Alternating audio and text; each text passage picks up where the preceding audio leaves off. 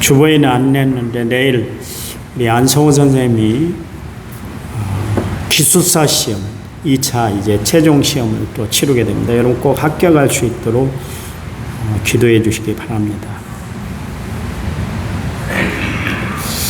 그 신앙생활하면서 하나님은 도대체 어떤 분이신가?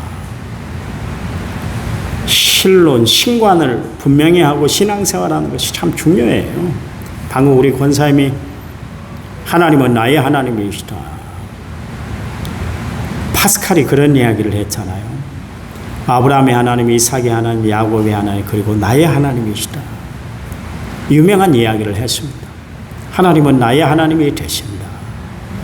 이 고백 간증을 하나님이 들으시고 얼마나 좋아하시는지 모르겠어요. 어떤 사람은 하나님을 동네 아저씨 정도로 여기고 살아가는 사람이 있습니다. 내 아버지 나의 하나님으로 분명히 고백드리고 간증하고 살아가는 성도들이 되시기를 이 아침에 여러분에게 간절히 부탁을 드립니다. 모세가 호렙산 가시떨기 나무 아래에서 하나님의 부르심을 받았잖아요.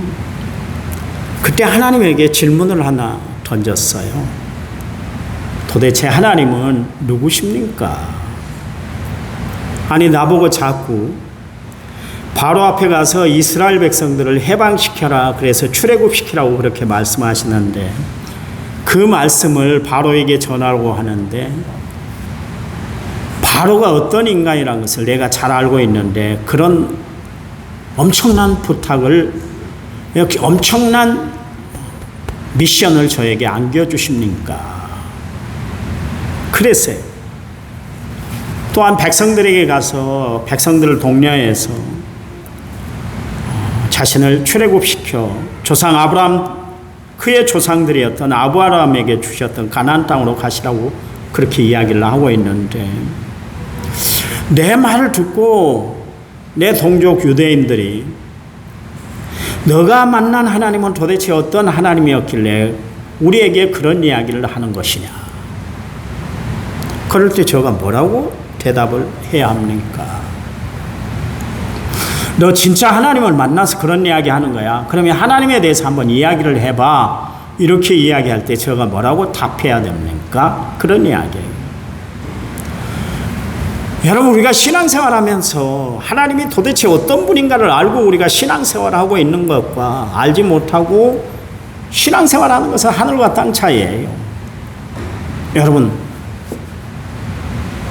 예수 믿기로 결심하고 주의 백성 된 여러분들, 하나님의 은혜로 주의 백성 되었다고, 하나님 자녀 되었다고 분명한 고백을 드리고 살아가는 여러분, 하나님에 대한 분명한 인식을 하고 살아가시기 바랍니다. 하나님은 도대체 나에게 어떤 분이십니까? 이 문제를 반드시 우리는 해결하고 또 이 문제 앞에 우리는 바로 서 있어야 우리의 신앙이 흔들림이 없게 되는 거예요. 모세는 자신이 볼 때 이스라엘 백성들을 이끌고 가나안 땅을 향해 간다, 아니 애굽을 탈출한다, 이거는 불가능하게 보였어요.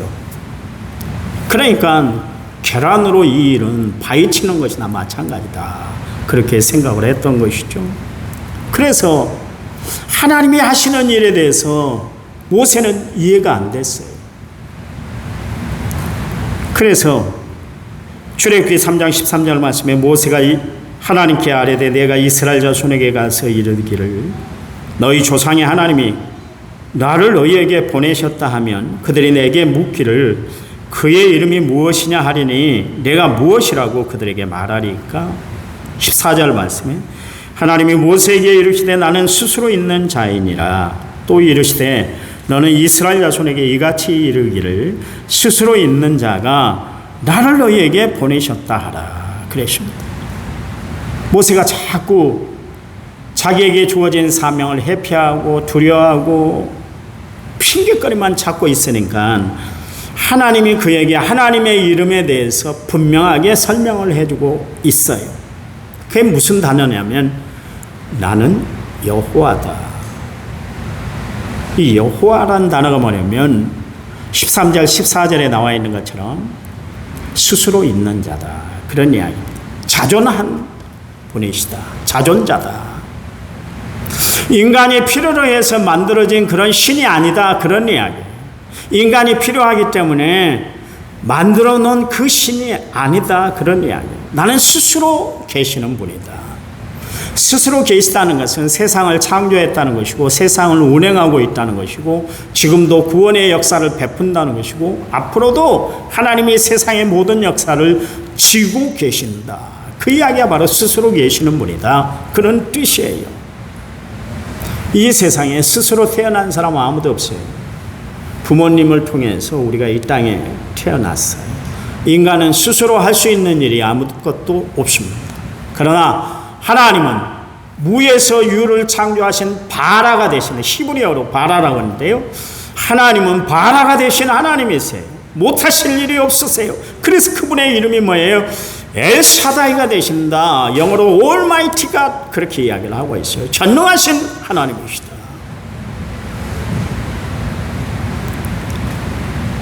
그 하나님의 이름으로 모세가 결국 이스라엘 백성들을 이끌고 출애굽해서 가나안 땅으로 진군해 나가지 않습니까?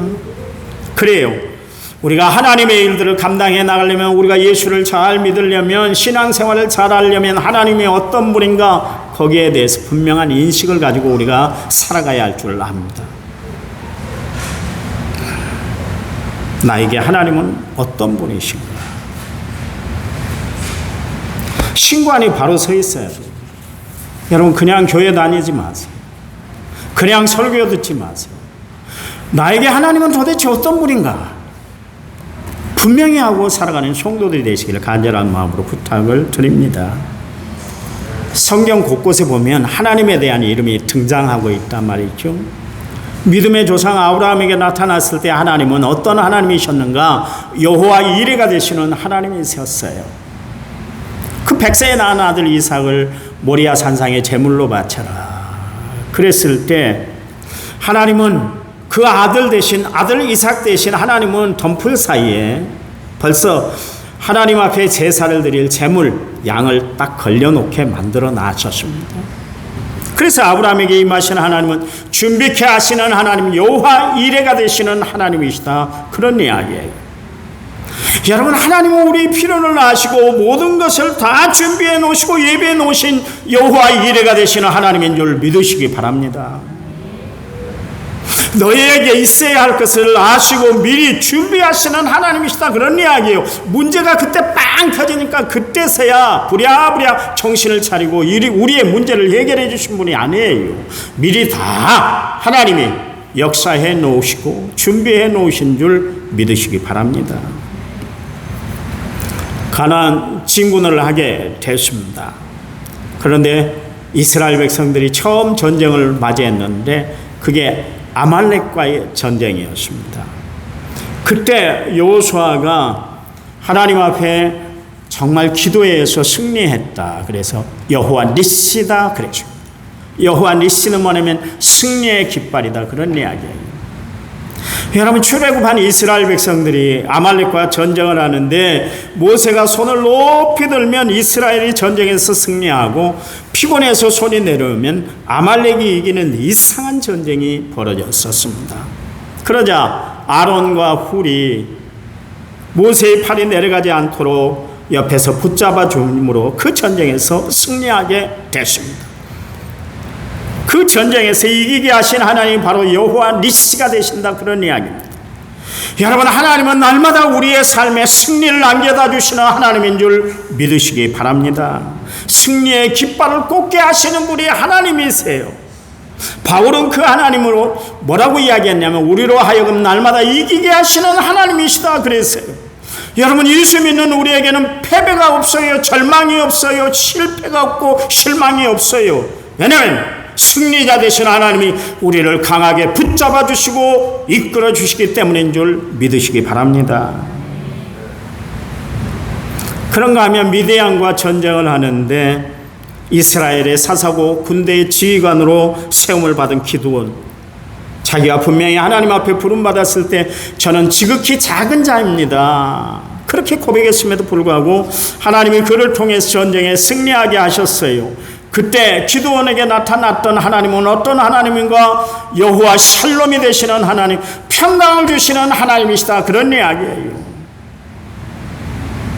전쟁의 위협 앞에서도 당당하도록 그의 마음을 하나님이 꽉 붙잡아 주셔서 여호와 샬롬이 되시는 하나님이셨다, 그런 이야기입니다.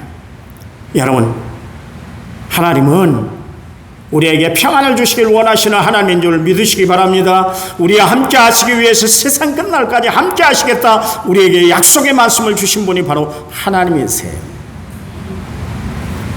죽을 병에 걸렸던 히스기야가 하나님 앞에 기도했어요. 그랬더니 하나님이 그의 생명을 15년 연장시켜 줬는데, 그 하나님은 어떤 하나님인가? 여호와 라파, 치료의 광선이 되시는 하나님, 치료하시는 하나님이시다, 그런 이야기예요.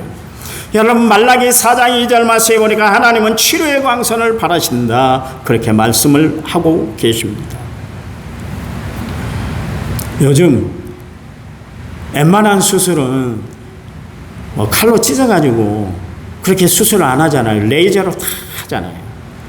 이전에는 몰랐어요. 아니, 치료의 광선? 치료의 광선이 어떻게 붙여? 그런데 우리가 요즘 의술을 대하면서 하나님의 말씀이 허투른 말씀이 아니라는 것을 알게 되잖아요. 그렇잖아요. 하나님은 치료의 광선이 됐어요. 여러분, 예수님이 이 땅에 오셔서 하신 말씀이 뭐냐면, 나는 의인을 부르러 온 것이 아니라 죄인을 부르러 왔다. 그러시면서 건강한 자에게는 의사가 쓸데없지만 병든 자에게 의사가 쓸데가 있다, 그렇게 말씀하시면서 나는 의사가 되시는 하나님이시다, 그런 이야기를 하셨어요. 하나님은 오늘 이 자리에 우리와 함께 하심으로 말미암아 영육의 건강을 치료해 주시고 완전케 해주시는 하나님인 줄 믿으시기 바랍니다. 이 시간 여러분, 어떤 질병, 어떤 마음의 고통, 시련, 아픔을 가지고 나왔다 할지라도 여호와 라파, 치료가 되시는, 치료의 광선 되시는 하나님이 여러분을 만져주심으로 깨끗하게 낫게, 깨끗하게 건강하도록 하나님이 역사해 주실 줄 믿으시기 바랍니다. 에스겔에게 여호와께서 거기 계신다, 그렇게 하시면서 여호와 삼마가 되신다, 그렇게 이야기를 했습니다. 여러분, 하나님, 예수님이 이 땅에 오신 이유가 뭐예요? 예수님의 또 다른 별칭이 하나 있는데, 그것은 임마누엘이에요. 임마누엘은 뭡니까? 하나님이 우리와 함께 계신다, 그런 이야기. 여러분, 하나님은 우리를 지키시고 돌보시고 사랑하시고 은혜 베풀어 주시기 위해서 함께 하시고자 이 땅에 오신 줄 믿으시기 바랍니다.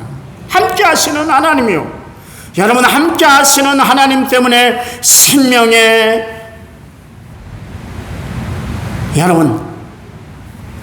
은혜를 덧입고 살아가는 성도들이 되시기 바랍니다. 그런가 하면 하나님은 여호와 로이가 되시는 하나님이시다, 그렇습니다. 여호와 로이라는 것은 뭐냐면 목자가 되시는 하나님이시다. 여러분, 시편 23편에 보니까 다윗이 여호와는 나의 목자가 되세요 그랬잖아요. 그때 나의 목자가 되십니다, 그게 바로 여호와 로이라는 그런 단어를 썼어요. 그 하나님이 다윗의 삶을 주관해 주셔서 푸른 초장 쉴만한 물가로 인도해 주시는 것을 알 수가 있었습니다. 그러니까 다윗은 자신의 삶 가운데 하나님은 여호와 로이가 되 주셔서 모든 문제를 해결해 주신 하나님으로 알았어요. 다윗은 하나님이 어떤 분인가 분명하게 신앙을 가지고 살았어요. 그러니까 블레셋 장수 골리앗 앞에 섰을 때도 눈 하나 깜짝하지 않았잖아요. 하나님이 이기게 하신다는 거예요. 여호와 니시가 되신다, 그런 이야기. 또한 그 많은 적군들 앞에 어려운 일이 있을 때마다 하나님은 그에게 여호와 샬롬이 되어 주셔서 평강으로 그의 삶을 인도해 주셨잖아요. 마음을 평안토록 하나님이 역사해 주셨잖아요. 그러니까 우리가 신앙생활하면서 하나님이 어떤 분이라는 것을 바로 알고 살아가면 우리는 어떤 신앙의 위급한 상황, 삶의 어려운 그 환경 가운데서도 잘 이겨내고 극복해 나갈 수가 있다, 그런 이야기예요. 그래서 하나님이 어떤 분이신가, 그것을 바로 알고 사는 것이 참 중요하다, 그런 이야기입니다. 여러분, 다윗이 세상을 이기고 자기의 삶을 승리할 수 있었던 비결은 뭐냐면 그의 신앙관이 분명했다. 하나님에 대한 신관이 분명했다. 그런 이야기입니다. 그래서 다윗은 고통 중에도 하나님의 능력의 손길로 자신을 다 그렇게 어루만져 주셔서 치료해 주시고 고난 중에 있을 때 그를 붙잡아 일으켜 세워주셔서 새 힘을 얻도록 하나님이 역사할 줄 믿었어요. 이 하나님 때문에 다윗은 모든 삶 어려운 위기와 어려운 상황들을 다 극복해 나갈 수 있었던 것을 알 수가 있습니다. 이 세상에서 제일 어리석은 사람이 어떤 사람일까요? 하나님 없이 살아가는 사람. 더 어리석은 사람은 어떤 사람일까요? 하나님이 없다고 큰 소리치고 살아가는 사람들이에요. 아침 새벽에 말씀드렸습니다만 니체가 사실론을 강조를 했는데요. 하나님 죽었다 그랬어요. 근데 니체가 마지막 죽을 때 뭐라 그랬습니까? 하나님은 살아계신다, 나는 지옥 간다 그랬어요. 꼭 성철 스님이 평생 그렇게 돌을 닦다가 마지막 나는 지옥불에 떨어진다 그렇게 이야기한 것처럼 니체도 하나님이 없다고 평소에 그렇게 이야기했던 사람이 하나님이 죽었다고 이야기했던 사람이 결국은 나는 지옥 간다 그러죠. 하나님이 살아계신다 그런 이야기였어요. 그런데 하나님이 없다고 큰 소리치고 살아가는 사람, 이 사람들이 세상에서 가장 어리석은 사람들이에요. 여러분, 이 세상에서 가장 지혜로운 사람은 어떤 사람들일까요? 하나님과 함께 삶을 살아가는 사람들, 하나님의 도우심을 구하고 살아가는 사람들이 이 세상에서 가장 지혜로운 사람들이에요. 그런데 이 세상에서 가장 어리석고 바보스럽게 살아가는 사람들이 있어요. 그 사람은 어떤 사람인가? 하나님을 믿는다 하면서 하나님의 도우심을 구하지 않고 살아가는 사람들이에요. 하나님 도움 없이 살아가는 사람들이 이 세상에서 가장 불쌍하고 가장 어리석고 가장 못난 사람들이에요. 여러분, 우리는 어리석은 사람이 되지 말고 지혜로운 하늘 백성들이 다 돼야 할 줄 믿습니다. 우리가 문제가 터졌을 때, 앞뒤가 꽉 막혔을 때, 답답한 문제를 만났을 때 그 문제를 다 토해내시기 바랍니다.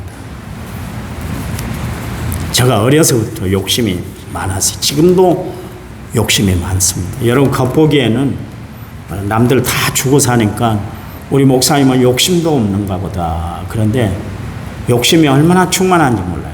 저 어렸을 때 욕심껏 살았습니다. 하고 싶은 것 다 했어요. 초등학교 때 야구 선수도 하고 밴드부도 하고 운변도 하고 뭐 하는 거라는 다 했어요. 안 시켜주면 집안이 난리가 나요. 그러다 보니까 먹는 것도 욕심껏 먹어요. 취하면 어머님이 꼭 수도가에 데리고 가고 등을 두드려줘요. 그 다음에 뭐 하냐면 손가락을 딱 넣어가지고 목젖을 딱 건드려서 토하게 만들어요. 제가 요즘은 안 그렇습니다만 남원에 와서도 몇 번 주일날 제가 토한 적이 있어요. 그리고 우리 장로님이 휴지통까지 갖고 와서 목사님 여기 토하세요 막 그러면서 등을 두드려준 적이 있어요. 설교 전에 몇 번 있었습니다. 제가 잘 취하는 스타일이에요. 잘 체하는 스타일이에요. 여러분, 그런데 체기가 있어 봐보세요. 무엇을 먹어도 소화가 안 되고 오히려 속이 답답하고 온몸에 힘이 다 빠지고 영 불편하잖아요. 그런데 다 토하고 나면 얼마나 편한지 몰라요. 날아갈 것만 같은 그런 편안함을 느끼게 되잖아요. 다윗이 속 터진 일이 있을 때, 속이 꽉 막힌 것처럼 답답한 일을 만났을 때, 그는 영적인 체기가 있을 때 하나님께 기도했어요. 하나님 앞에 모든 것을 다 토해냈다 그런 이야기예요. 요한일서 1장 9절 말씀에 보니까 만일 우리가 우리 죄를 자백하면 그는 미쁘시고 의로우사 우리 죄를 사하시며 우리를 모든 불의에서 깨끗하게 하신다 그랬잖아요. 여기 2절 말씀에 다윗이 자신이 어떻게 해서 이렇게 체기가 있었는가 거기에 대해서 이야기를 하고 있는데, 거기 보니까 자기 마음에 원통함이 가득하대요. 그러니 얼마나 답답했겠어요. 그런가 하면 몸에 우환이 닥쳤다 그렇게 이야기를 하고 있습니다. 그러니 다윗이 얼마나 영적으로 거북한 삶을 살았겠어요. 소화가 안 된, 쉽게 말해서 밥을 먹었는데 소화가 안 되면 체기가 있게 되지 않습니까? 그렇잖아요. 그런 것처럼 삶을 살아가는데 영적으로 너무 많은 일에 시달리다 보니까 그게 체기가 있었다, 그런 이야기예요. 우리가 세상 살아가다 보면 원통한 일을 만날 때가 있잖아요. 원통한 일이란 뭡니까? 몹시 억울해서 가슴이 아픈 그런 현상을 원통한 일이다, 그렇게 이야기합니다. 옛날 우리 어머니들은 원통한 일을 얼마나 많이 당했는지 몰라요. 시부모님들한테 참 애멘 소리 다 듣고, 남편이라도 좀 옆에서 거들어주고 위로해주면 좋은데 더 시아버지 눈치, 시부모님 눈치 본다고 마누라를 또 닥달하고, 자식들마저도 그냥 내 편이 되질 않아가지고 진짜 얼마나 힘들게 살았어요. 그렇잖아요. 아주 화병이 날 정도로 그렇게 살으셨을 거예요. 어디 풀 때도 없고, 풀 때라도 있으면 얼마나 좋아요. 그래서요, 그 당시 한국교회들 70년, 80년대, 60년대 한국교회 교인들은요, 어머니들은 교회만 나오면 왜 그렇게 울었는지 몰라. 진짜 교회 와서 울지 않은 사람은 기도 안 하는 사람이에요. 그 당시는 다 울었어. 심지어 대표 기도를 시켜놓으면 우느라고 기도를 못 이어. 목사님이 그렇다고요. 종을 치겠어요? 어떻게 하겠어요? 같이 있는 거예요. 그냥 10분이고 20분이고 어쩔 때는 예배 끝날 때까지 그대로 있어버려요. 그러면 목사님이 대신 받아갖고 기도한 적도 있었어요. 왜 그랬을까? 한이 맺힌 거예요. 원한이 맺힌 거예요. 풀길이 없으니까 주님 앞에 나왔는데 이 좋으신 하나님이 계시다는 것 때문에 마음이 편안해지고 마음이 좋고 내 마음을 위로해 주시고 내 마음을 받아주신 분이 하나님이라는 걸 생각하니까 울어지는 거예요. 울어지는. 요즘 교인들은 우는 분들 많이 못 봤어요. 아까 우리 권사님이 울었는데 저 마음이 울컥해집니다. 살아온 세월을 생각하니까 마음이 먹먹하고 하나님의 은혜를 생각하니까 너무 감사해서 울으셨을 거예요. 울으셨어요. 다윗이 원통한 일을 당했습니다. 다윗은 그러질 않았는데 사람들이 괜히 이야기거리를 만들어갖고 다윗을 죽이려고 난리를 피우는 거예요. 그 일로 인해서 다윗이 원치 않은 고난을 10년, 길게는 20년 동안 당했지 않습니까? 얼마나 사람들이 못되게 굴었던지 이스라엘 땅에 다윗이 발을 붙이고 살지 못하도록 그렇게 만들어 놨어요. 그러니 다윗이 얼마나 원통했겠어요. 자기는 전혀 그런 마음이 없었는데도 불구하고 헛소문이 돌아서 그랬었습니다. 또한 사람들이 시비거리를 만들었어요. 그래서 다윗으로 하여금 공경에 처하게 만들어줍니다. 한 번은 다윗의 피신을 도와줬던 높 제사장들, 그들에게 밀고가 들어가서 결국 제사장 85명 애꿎은 제사장들이 참수를 당했습니다. 다윗 때문에 그렇게 당했어요. 그러니까 그 소식을 전해든 다윗의 마음이 얼마나 아팠겠어요. 왜냐하면 자기 때문에 애민 사람들이 저렇게 고통을 당했다고 생각하니까 마음이 막 아팠어요. 침묵이라는 책이 있습니다. 몇 번 여러분에게 소개를 했는데 엔도 슈사쿠라는 유명한 일본 소설가가 사실을 근거해서 책을 썼는데요. 에도 시대 초기였습니다. 소토메라는 것은 예수 믿는 사람들에게 너무나 끔찍한 그런 고난의 장소였어요. 가톨릭을 믿었던 사람들이 이곳에서 잔혹하게 고문을 당하고 처참하게 죽임을 당했어요. 그 엔도 슈사쿠의 대표작 침묵은 바로 그때 이야기입니다. 1960년대 초반 그 권력을 잡았던 도쿠가와 이에야스가 카톨릭을 금지를 시켰어요. 카톨릭이라는 종교를 받아들이질 않았습니다. 이른바 기리스탄 박해가 시작이 되었습니다. 포르투갈 예수의 신부 세바스티안 로드리고는 스승이었는데요.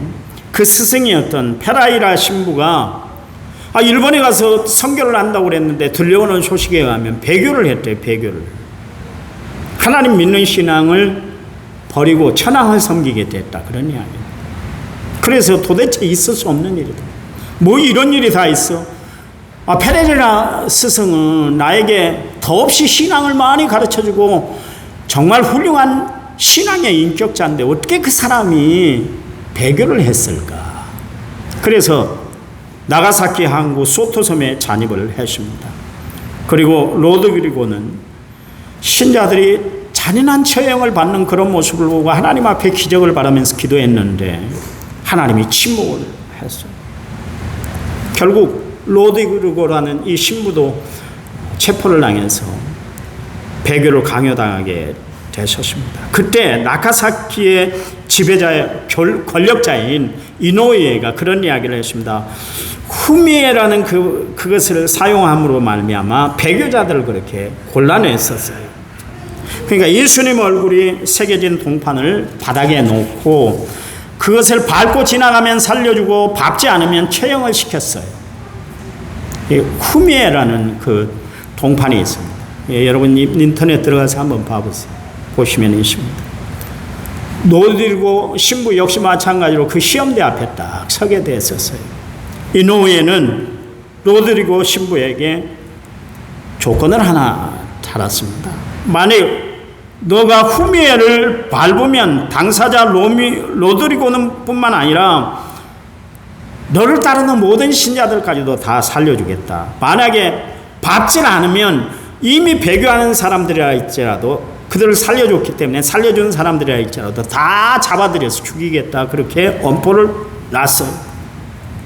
그러니까 이 로드리고 신부의 결정에 따라서 자신을 따르는 사람들뿐만 아니라 그동안 신앙생활 같이 했던 사람들까지 다 운명이 자신의 발걸음에 자신의 결정에 달려있게 됐었어요. 근데 계속 옆에서는 막 고문당하는 소리들이 막 들려오기 시작을 하는 거예요.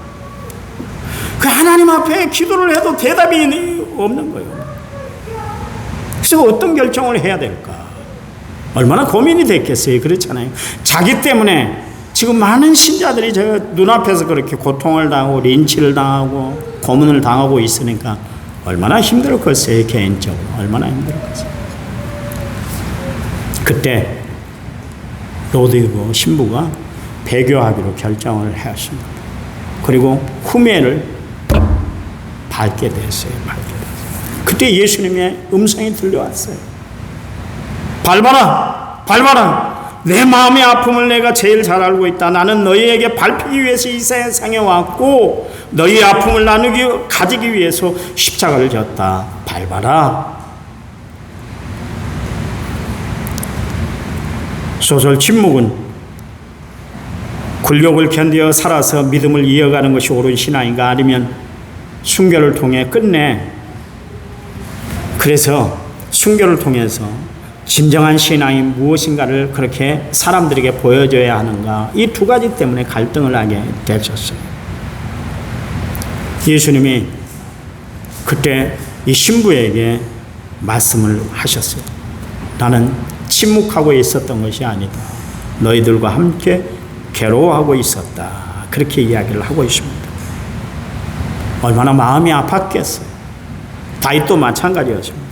자기 때문에 제사장들이 죽임을 당했다는 것 때문에 얼마나 가슴이 아팠는지 모릅니다.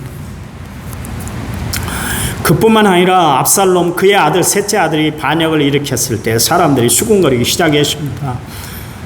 저가 사울 왕가에 못된 짓을 하고 피를 많이 흘렸기 때문에 지가 행한 대로 지금 당하고 있다. 그러면 사람들이 손가락질하기 시작을 했어요.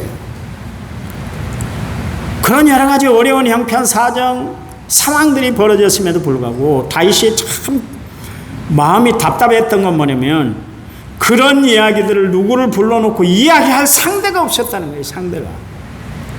그래도 자기의 마음을 풀어줄 사람이 있으면 답답함이 좀 덜할 텐데 마음 쳐놓고 얘기할 상대가 아무도 없었다. 그런 이야기예요. 그러다 보니까 다윗의 원통함은 계속 쌓여가기 시작을 했던 것이죠. 그래서 다윗이 그때 가졌던 것이 뭐냐면 나는 하나님께 내 원한을 토로합니다. 그렇게 이야기를 하고 있습니다. 나는 하나님께 내 마음 형편 사정을 아뢰입니다. 그런 이야기예요. 여러분, 결코 남이 알아주지 못하는 것 하나님 앞에 아뢰고 살아가는 성도들이 되시기 바랍니다. 하나님이 여러분의 마음을 위로해 줄 줄 믿으시기 바랍니다. 하나님이 여러분의 마음에 치료자가 되실 줄 믿으시기 바랍니다. 하나님은 다 아세요. 다 아세요. 다 아신다니까요.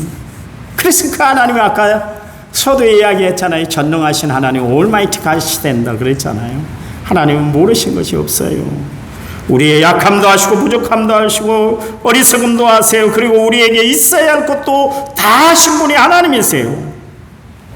그 하나님은 우리의 모든 투정을 다 받아주세요. 여러분, 사람은 투정을 하면 한두 번에 애교로 봐줘요. 이쁨으로 봐주지만, 그러나 계속해서 투정을 부리면 소리가 높아지고 태도가 달라지게 돼 있어요. 그래서 부부관계도 싸움이 일어나게 되는 것이고, 부자간에도 서로의 감정이 격해지는 거 아니겠습니까? 그렇잖아요. 그런데 우리 하나님은 우리가 언제 어디서나, 여러분, 하나님 앞에 우리의 원한을 다 내놓고 투정을 벌여도 하나님은 다 받아주세요. 얼마나 좋으신 하나님이신 줄 모르겠습니다.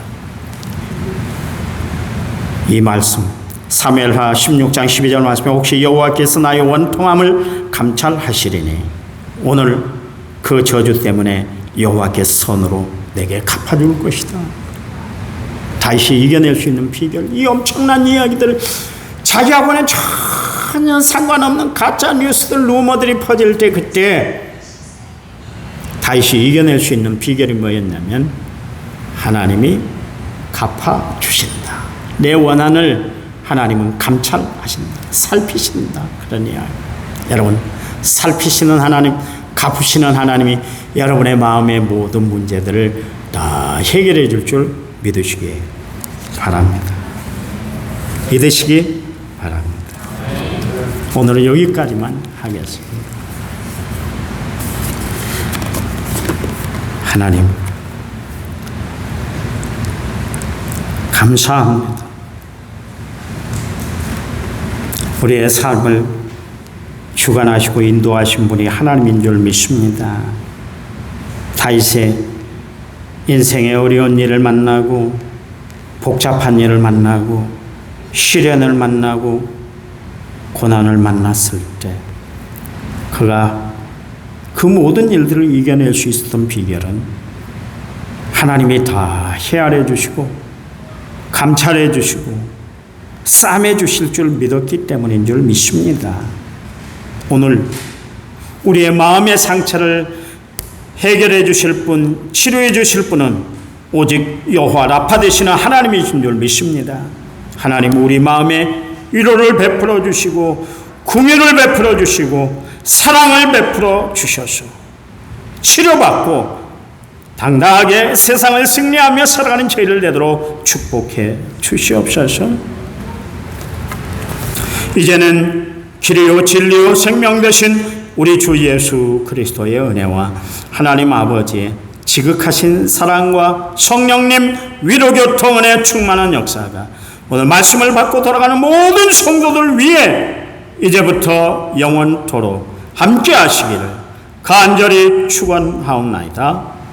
아멘.